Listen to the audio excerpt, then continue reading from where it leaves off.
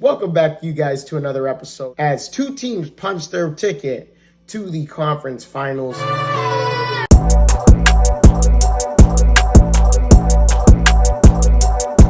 Starting off with the Miami Heat as they finish off their series in 6 games against the Philadelphia 76ers, 99-90. They move on and punch their ticket to the conference finals here in the East. Butler, Strauss, we know what they did, but we need to ask the question, would a healthy Joel Embiid have made a difference in this series? And personally, my answer, absolutely not. Whether he was healthy or not, some of that offensive burden gets put on James Harden and Maxey and Harris and Danny Green, the other 4 out of the starting 5. And I think that's what made Philadelphia so predictable on offense, is because you know what James Harden can bring to the game. You know what Joel Embiid can do as well. And it was really more like Joel Embiid was the only guy they really need to defend in this series. And clearly, because James Harden, 11 points in Game 6. He had all of those in the first half, and then he goes 0 of 2 in the second half. No points in the second half, especially when the season's on the line. You're trying to force a Game 7, and you can't do that.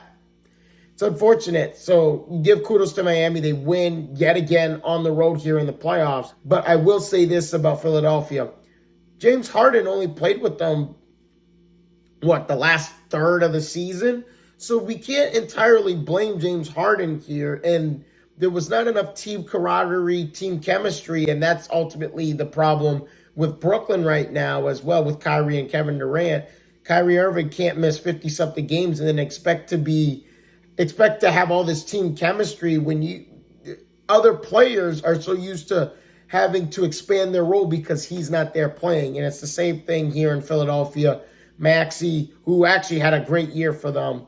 It's unfortunate to see these things happen in Philadelphia. We're moving on to Dallas versus Phoenix here as Dallas blows out Phoenix 113-86 here.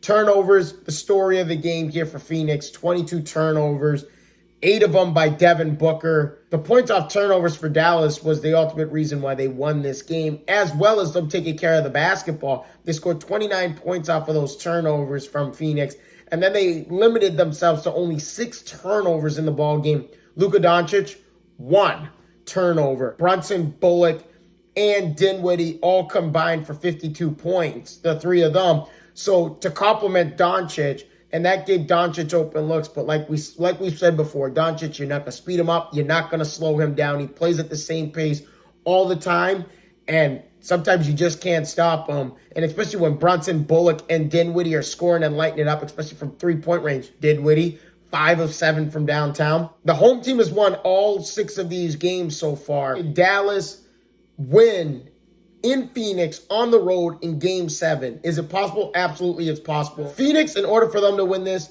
Chris Paul, Devin Booker have to have big games here. Give credit to Dallas's defense. They have made Chris Paul extremely uncomfortable on the offensive end. And that's why there's a Game 7 here, and anything can happen in Game 7.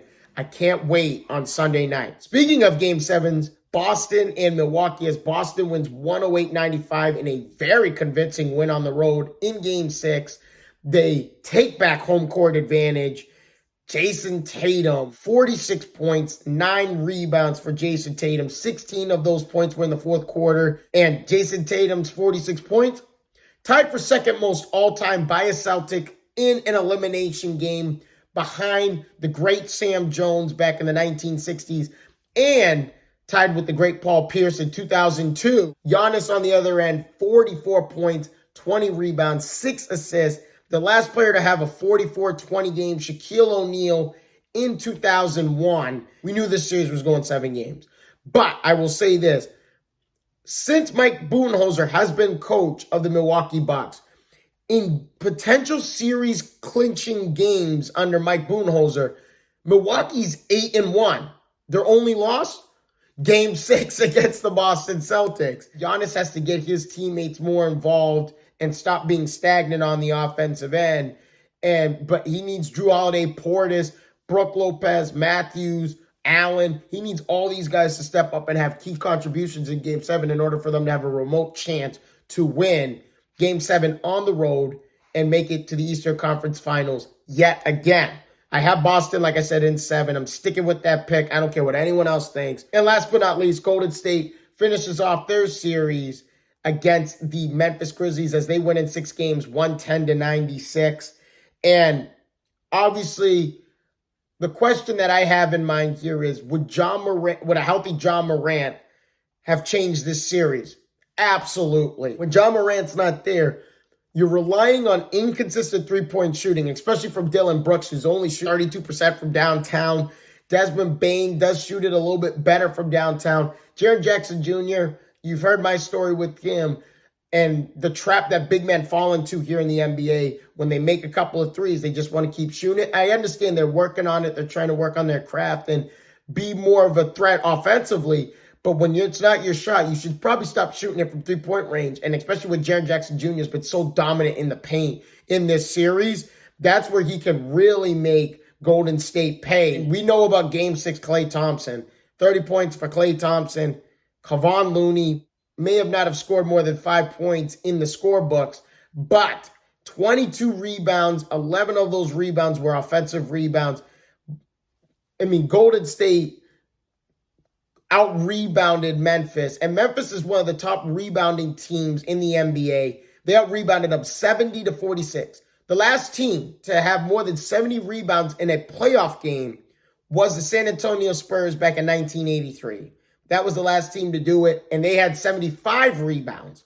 So Kevon Looney was clearly out-hustling Memphis. My biggest concern with Golden State moving forward here is, can they take care of the basketball? Because no matter what team you go up against here in Dallas or Phoenix, these two teams can make you pay in the turnover game, and they're really good at scoring points off turnovers. So if you're Golden State, you have to be careful with the turnover game. They've been very careless, but give credit to Memphis's defense. They were speeding up Golden State so fast that they kept turning the ball over, and careless turnovers, and they were like fast break turnovers.